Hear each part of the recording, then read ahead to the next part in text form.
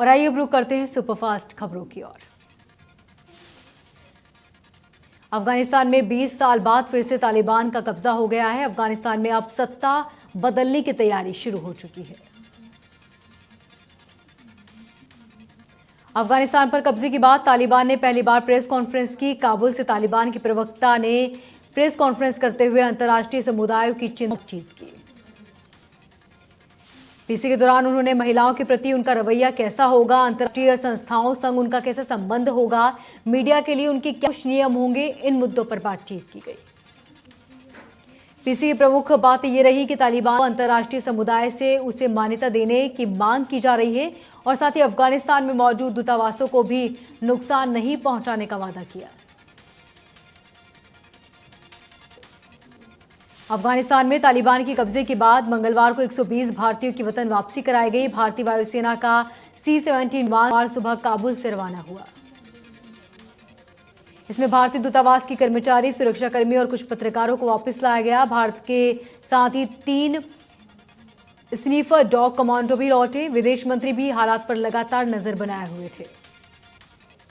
जानकारी के मुताबिक करीब 1650 भारतीयों ने काबुल स्थित भारतीय दूतावास में मदद की गुहार लगाई। अब तक भारतीय दूतावास के अधिकारी, स्टाफ, सुरक्षाकर्मी को वापस लाया गया।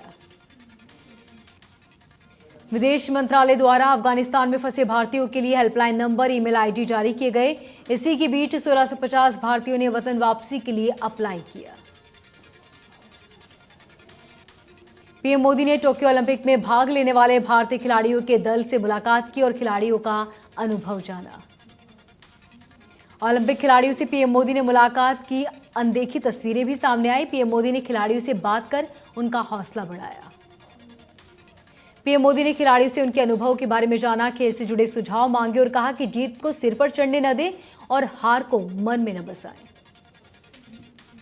सिल्वर मेडलिस्ट रवि दहिया से पीएम मोदी ने बातचीत की और रवि से पूछा कि वो मेडल जीतने के बाद निराश क्यों थे और मुकाबले के दौरान उनके मन में क्या कुछ चल रहा था। बजरंग पुनिया ने भी उनके अनुभव के बारे में पीएम से पूछा। पुनिया ने बताया कि कैसे इंजरी होने के बाद भी वो देश के लिए खेलते रहे।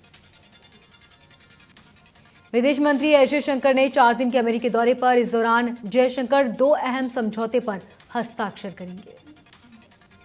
विदेश मंत्री एस जयशंकर भारत के UNSC की अध्यक्षता के दौरान न्यूयॉर्क का दौरा करेंगे और 18 और 19 अगस्त को 2 उच्च स्तरीय हस्ताक्षर कार्यक्रम की अध्यक्षता करेंगे। 23 अगस्त से बीजेपी की बूथ अभियान की शुरुआत राष्ट्रीय अध्यक्ष JP नड्डा करेंगे। 27,000 शक्ति केंद्र प्रभावियों का संबोधित। 5 से 10 बूथों के बीच बीजेपी का एक शक्ति केंद्र। दिल्ली के आदर्श नगर में दिल्ली सरकार के द्वारा स्कूल का नाम बदलकर टोक्यो ओलंपिक में सिल्वर मेडल जीतने वाले रवि दहिया के नाम पर रखा जाएगा। दिल्ली के उप मुख्यमंत्री मनीष सिसोदिया ने जानकारी दी। सुप्रीम कोर्ट ने पेगासस के कथित इस्तेमाल की अदालत की निगरानी में जांच की मांग की वाली याचिका पर केंद्र को नोटिस जारी किया और 10 दिन के अंदर जवाब मांगा। इस मामले को लेकर केंद्र की तरफ से सॉलिसिटर जनरल तुषार मेहता ने कहा कि हमारे पास छिपाने के लिए कुछ भी नहीं, ये राष्ट्रीय सुरक्षा का मुद्दा।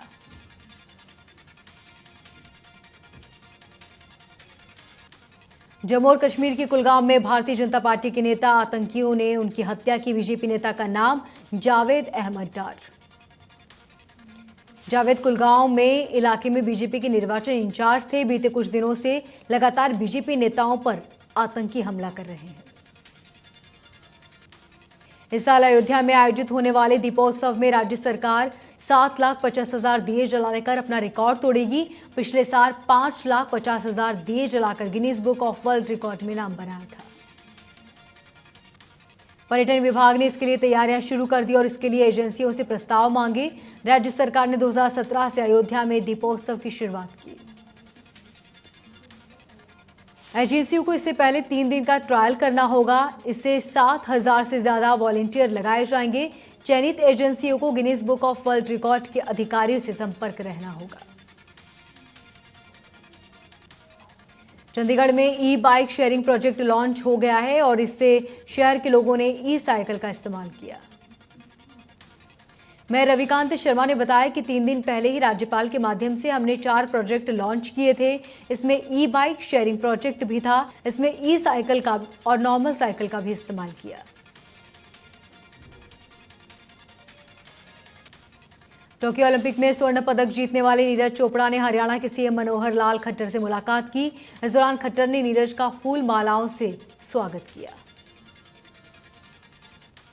हरियाणा के सीएम मनोहर लाल ने कहा कि नीरज चोपड़ा यहां आए, देश का नाम उनसे जुड़ा हुआ है। यह हमारे देश और पूरे खेल जगत के लिए एक सम्मान है। सीएम खट्टर ने कहा कि ये होनहार खिलाड़ी है, हरियाणा को इन पर गर्व है और यह हरियाणा का गौरव है। सीएम ने कहा कि मैंने नीरज को एक ऑफर किया है कि हम पंचकुला में sector of excellence for the Olympic for athletes खेलना चाह रहे हैं और अगर वे इसे लीड करेंगे तो निश्चित ही हमें लाभ होगा। वहीं नीरज ने कहा कि मेरे पास काफी समय है और मुझे खुद भी खेलना है और मैं पूरी तरह से योगदान दूंगा। मैं हरियाणा और भारतीय खेल को आगे ले जा रहा हूं। साथ ही नीरज ने कहा कि अगले साल विश्व चैंपियनशिप है, मेहनत करके हमें गोल्ड मेडल लाना है और खेल जगत में भारत का मान बढ़ाना है।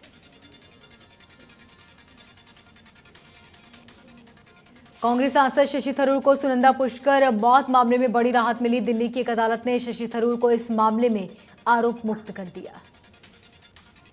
कोर्ट द्वारा आरोप मुक्त किए जाने के बाद शशि थरूर ने जज का शुक्रिया कहा। उन्होंने कहा कि पिछले 7.5 साल से इस तकलीफ से गुजर रहे हैं। उत्तर प्रदेश के हापुड़ में प्राइवेट अस्पताल में इंजेक्शन लगाते ही युवक की मौत हो गई। मामले में डॉक्टर्स की लापरवाही पर आरोप लगे। मामले में स्वास्थ्य विभाग की टीम और पुलिस जांच कर रही है। वहीं घटना अस्पताल में लगे सीसीटीवी कैमरे में कैद हुई।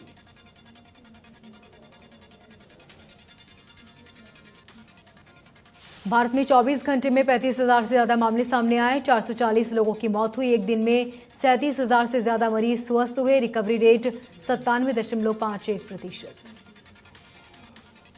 देश में कोरोना के कुल मामलों की संख्या 3,22,00,000 के पार। सक्रिय मामलों की संख्या 3,67,000 के पार।